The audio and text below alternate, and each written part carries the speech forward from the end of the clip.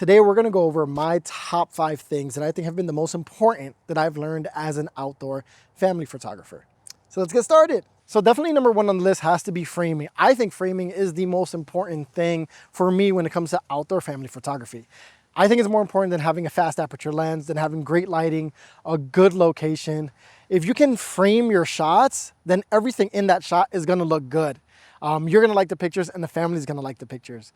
There's just something so great about a photo being aesthetically pleasing to the eye, and I think framing has so much to do with that. So if you can learn how to frame your shots, everything in there is gonna work. So that's why I think it's the most important thing to learn as a family photographer. The second thing that I think is important to remember is that as an outside photographer, the outside world is our studio backdrop. So we have to treat it like a studio. If you find a background that works, if you find a certain framing that works, if you find a certain location that works, feel free to continue to use it. It can appear in many family photos. If it works, it works. Think about it, if you're in a studio and you have your white backdrop or your black backdrop, you only use it for one client, you only use your lighting setup for one client. No, you use it for all your clients because it works.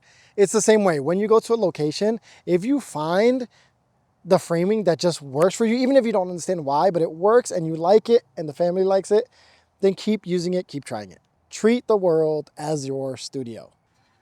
So remember, more than just pretty photos, you have to remember that you are delivering an experience. That means you want to make sure that you're taking care of everybody in the family. You want to make sure that you're paying attention to mom, how she feels. Make sure that you're playing with the kids. If they're not feeling ready to smile for the photos, just go for like a solo session, get a few solo portraits with them, let them play a little bit, then bring them back with the family. If the dad doesn't want to be there, then try to include him the best way that you can, even if it's just making it seem like he's invisible and he doesn't have to do anything, or trying to get him to, laugh a little bit or just relate with a few things. Like, this is the most important thing because yes, you're supposed to capture pretty photos, but you want everyone to feel comfortable. What they remember at the end is how they felt, how comfortable they were. They didn't feel subconscious about any part of their body. And then the photos is like, just the icing on the cake, because obviously you're gonna take great photos, but you also made them feel good. The fourth thing I mentioned that I think is important is actually just understanding how the lighting works.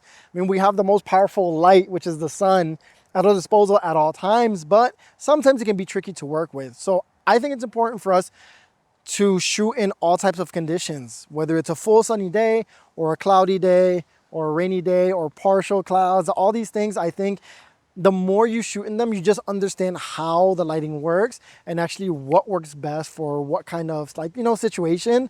I've had some of my best photos in full bright sunny days, and I've also have some of my best in outcast days. But I think I've understood this because of just how many times I took photos in all these different conditions. If you're only shooting golden hour or blue hour, you're kind of limiting yourself. Yeah, you have a style. I get that. You have a style, you have a certain look, but it's gonna hurt if you don't understand how to deal with the light in all types of conditions. So I'm not saying don't shoot in one style. I'm just saying it's important for you to understand how fully the lighting works when doing photography outdoors. And lastly, I'll mention this just from a pure business standpoint, is that in a traditional family, the mom is your client.